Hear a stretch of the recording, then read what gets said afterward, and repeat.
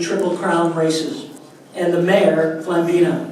In 1935, the horse Omaha became just the third horse to win thoroughbred racing's Triple Crown as a 3-year-old.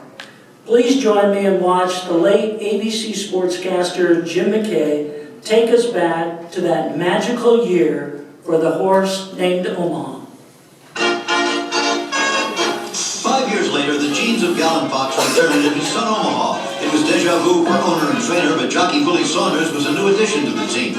It was a damp, chilly, miserable day, with the track listed as good, not fast. It would be a standing start for the 1935 Derby, and there were 18 horses, a starter's nightmare. Omaha had only won 2 races in his life. Still, he was second choice in the betting to the filly Nellie Flag, ridden by a young jockey making his first Derby appearance, Eddie Arcaro. What Arcaro knew and the bettors didn't was that Nellie Flag wasn't herself that day. It was the wrong time of the month for the filly. Jockey Saunders bided his time. In the backstretch, Omaha flew past the others into the lead and was in front as they turned for home. Roman Soldier challenged, but Omaha held on to win the Derby. As is so often the case, the experts still were not impressed. They were still remembering his 2-year-old season, in which he won only once in 10 starts, and his third-place finish in the Wood Memorial just 12 days before the Derby. Jockey Saunders, the pride of Bozeman, Montana, had no such qualities. Trainer Fitzsimmons had a new opportunity after 50 years in the sport to train 2 Triple Crown winners. From the Roses of Kentucky, it then was time for Omaha to move on to the Black-Eyed Susans of Maryland and the old Pimlico Racecourse and the Preakness Stakes. If he could win this one, he would become the first son of a Preakness winner ever to win the Preakness, and be only 1 victory away from being the first son of a Triple Crown winner to win the Triple Crown. It took 3.5 minutes to line them up for the standing start this time, and when they finally moved off to a slow, cautious start, Willie Saunders kept his horse relaxed, well up the pace in 6th position, allowing an 84-to-1 shot named Brannan to take the lead. Only Firethorn and Nellie Flag were expected to challenge Omaha. Brannan led until the top of the stretch, but then he faded like a black-eyed Susan in September. Omaha moved to the outside of the leaders and went to the front. Now Firethorn made his move, going quickly from 7th to 4th to 2nd, but it was too late. Omaha looked like a champion this time. No fading finish, just a strong 6-length victory to set the stage for the Triple Crown. The Belmont was to take place 4 weeks later. And so it did on a miserable day in June. The track was sloppy, the spectators were drenched, but the excitement was still there. What was now known as the Triple Crown was on the line. Again, Firethorn would prove the most trouble for Omaha, although Rosemont, who had passed up the Derby and the Preakness, was second choice in the betting. But Rosemont was forced wide in the first turn and never threatened. Omaha stayed on Firethorn's shoulder, and when Firethorn moved to the top of the stretch, so did he. They fought it out, but Omaha was clearly the best and had won the Triple Crown. Omaha ended his days as a pensioner at a farm near his namesake city. When he died, he was buried at the Exarban racetrack in Omaha. Before that, he had gone to England to race, the only Triple Crown winner to do that, and he won several important races, although he lost the Ascot Gold Cup by a nose. He was a failure at stud, but he was the 3rd winner of the Triple Crown, and for that, he'll be remembered. Ladies and gentlemen, let's hear it for the Triple Crown winner, the horse Omaha. Now, the horse was buried not too far from where we are tonight, and we decided to bring with us tonight the family that took care of the horse after Omaha won the Triple Crown. And with us tonight is former Nebraska football player Budge Porter. We're going to join him over here. Let's hear it for Budge Porter, everyone.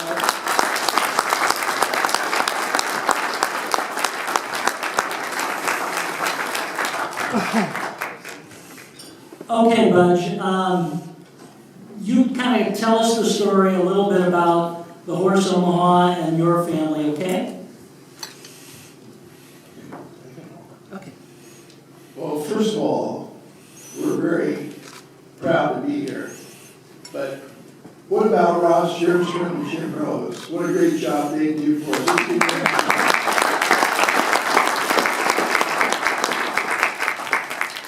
I'm accustomed to public speaking as I am. That was actually one of my dad's favorite lines before he would get up and give a speech.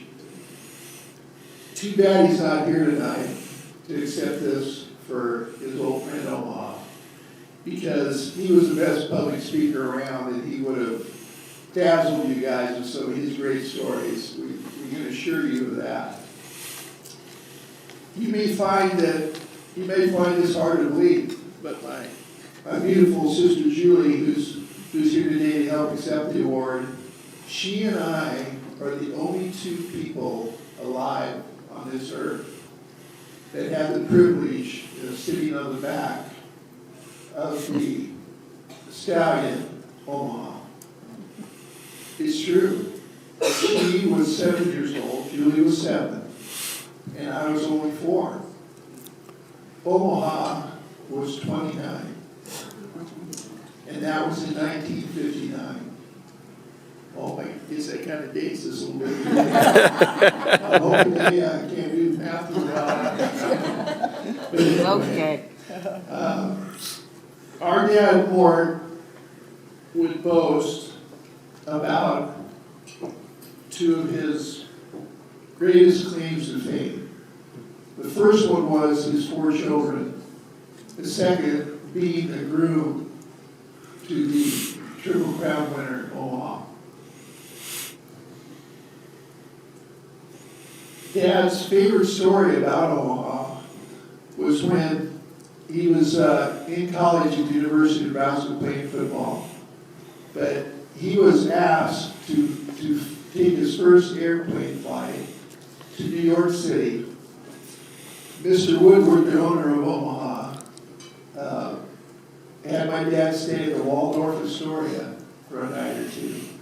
Then they got a boxcar ready for the trip back to Omaha, Nebraska. And they devoted an entire boxcar to the one racehorse, Omaha. Mr. Woodward wouldn't have it any other way, so he entrusted my dad to see the horse all the way back safely. And Dad loved telling the story about when the train would stop at some of the small towns between here and New York City. Dad would open up the rail car doors, and Omaha would stick his head out.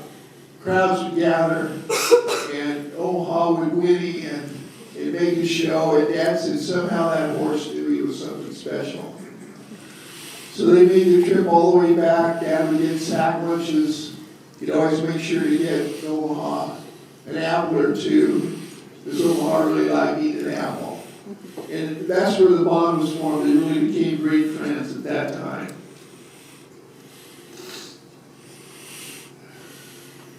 History shows that those two old friends, my dad and Omaha, as I mentioned, they formed a bond.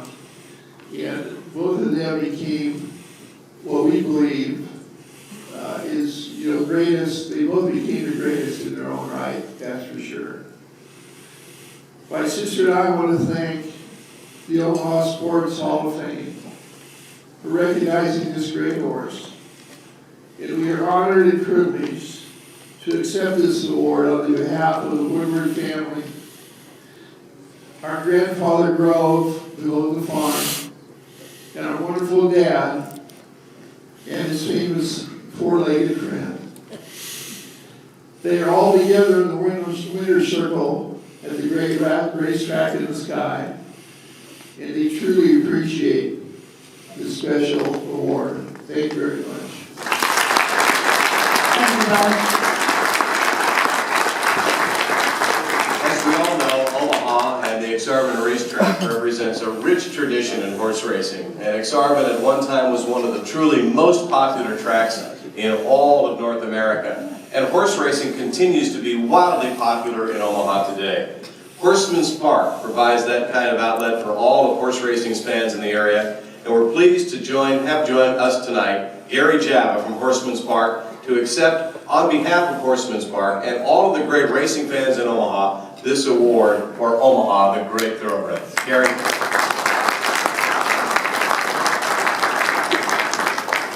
Thank you, Blake. Thank you very much. A lot of people wondered which end of the horse I was going to represent and speak from tonight. you noticed all night long, it's been Ross Stern's voice and the great Hall of Famer Jim McKay's voice tonight. And if you're wondering why, it's because they charge less than Jim Rose. Anyway, it's nice to be up here to represent Peyton Manning's favorite horse. And did you ever watch a football game here? It's okay. And Ross just figured it'd be nice for me to be up here and be the least accomplished person on this stage all night long. It's an honor to be up here in front of them on the same stage, not just you Hall of Famers, but a lot of you other people here, and representing. All I do is, I work for Greg Hosh and the great staff at Horseman's Park, at beautiful Horseman's Park, and just help carry on a great tradition that Butch Porter's dad and his grandfather and a lot of people in this state, including Butch Lindley's here, Tim Schmott is here, people who just represented and helped nurture and make horse racing what a great industry it's been in this state. As Jim said, one of the great reputations in this country. If you haven't been out in a long time and seen a live, how many have ever seen a live horse race here in this state? How many of you? Look at that. Never. You know, thank you. Butch, you and your family are part of that. And Tim Schmott and Butch Lindley and all of you. It's a great thing. If you haven't been to a horse race, you young guys, you're probably wondering up here if I bet any money on Omaha in 1935. I'm not that old. Here's the best tip I'll give you young guys tonight. When you hit my age, get rid of all the mirrors in your house. It's good for your self-esteem. But anyway, if you haven't been to a horse race in a while, the weekend after the Derby, a weekend after this, first Saturday of May is the Kentucky Derby. You can watch and wager at beautiful Horseman's Park as we just carry on the great tradition of horse racing. And when you see that place in the crowd, you're going to go, boy, this is a great horse racing community and a great horse racing state. And that's all we try to do is continue the great legacy of that, which continued and goes way back to Budge's family. And also then the weekend after that is live horse racing, 17 races in 3 days. The only time you're going to see live horse racing, and you can feel the hooves and you can feel the thunder in your chest. It's better than being on first row at a concert that you guys go to. So it's a wonderful thing. I'll say one other thing. Bobby Harold's here, Bruce Benedict, who's here, a great Hall of Famer. It's an honor. He mentioned the passion for baseball, and I can speak. I told Bob Harold this. I remember when his dad was ill way back when Bobby was a roving hitting instructor for the Kansas City Royals, and I said, hey Bob, you know, I'll say a prayer for your dad. And he looked at me and says, good job, but he needs the prayers and you need to practice. Yeah. I never forget that.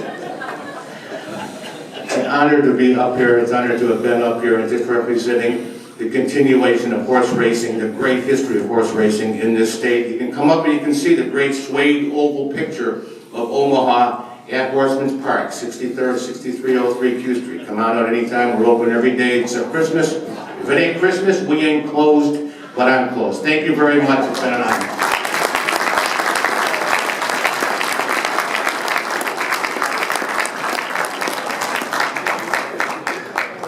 And one thing, I had a chance to talk to Adrian Fiala for about 10-15 minutes the Friday before he passed away. And he told me, never say in 2 minutes, but you can stretch into 30. So that's what he says, and don't let Rose cut you off. God bless Adrian.